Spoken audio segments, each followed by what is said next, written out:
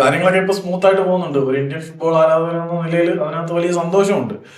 ഇപ്പം all India football ഫെഡറേഷന്റെ കാര്യങ്ങളൊക്കെ എല്ലാവരും അറിഞ്ഞിട്ടുണ്ടെന്നാണ് ഞാൻ വിശ്വസിക്കുന്നത്. ഇന്ത്യൻ സൂപ്പർ ലീഗ് നേരത്തെ സ്കെഡ്യൂൾ ചെയ്തതുപോലെ നടക്കും എന്ന് കേന്ദ്ര കായിക മന്ത്രിയായിട്ടുള്ള മാൻസുഖ് മാണ്ഡവ്യ പറഞ്ഞിട്ടുണ്ട്. ഓൾ ഇന്ത്യ ഫുട്ബോൾ ഫെഡറേഷന്റെ തലപ്പത്ത് നിന്ന് പുറത്താക്കപ്പെട്ട പ്രഫുൽ പട്ടേൽ കൂടി ഇപ്പൊ ഇടപെട്ട് കാര്യങ്ങൾ നടത്തുന്നുണ്ട് എന്നുള്ളത് കാര്യങ്ങളുടെ ഒരു സ്മൂത്ത് ഫംഗ്ഷനിങ്ങിന് കാരണമായി മാറുന്നുണ്ട് എന്ന് വേണമെങ്കിൽ നമുക്ക് വിശ്വസിക്കാം. ഏതായാലും പ്രഫുൽ പട്ടേലും ഇപ്പോൾ കാര്യങ്ങൾ ഓടി നടന്ന് ചെയ്യാൻ മുന്നിൽ തന്നെയുണ്ട്.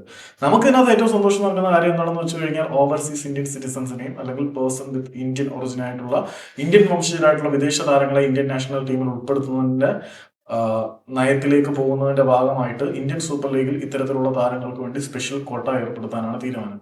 ഇന്ത്യക്ക് വേണ്ടി കളിക്കാൻ യോഗ്യത നേടാൻ കഴിയുന്ന 28 ഇന്ത്യൻ ഒറിജിൻ താരങ്ങളുടെ, അതായത് ഇന്ത്യൻ വംശജരായിട്ടുള്ള വിദേശ താരങ്ങളുടെ പട്ടിക ഓൾ ഇന്ത്യ ഫുട്ബോൾ ഫെഡറേഷന്റെ പഠന സമിതി ISL ക്ലബ്ബുകൾക്ക് കൈമാറിയിട്ടുണ്ട്. ഈ 28 താരങ്ങളിൽ നിന്നും നിങ്ങൾക്ക് ആവശ്യമായിട്ടുള്ള കോട്ട പ്ലേയേഴ്സിനെ സൈൻ ചെയ്യണം എന്നാണ് ഇൻസ്ട്രക്ഷനും കൊടുത്തിരിക്കുന്നത്.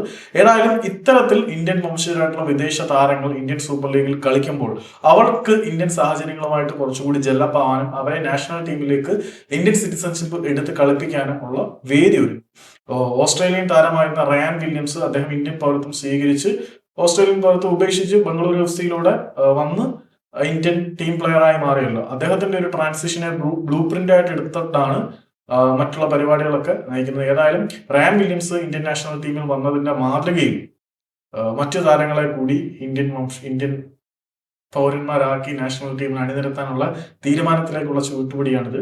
ഏതായാലും ഇതിനകത്ത് സന്തോഷം.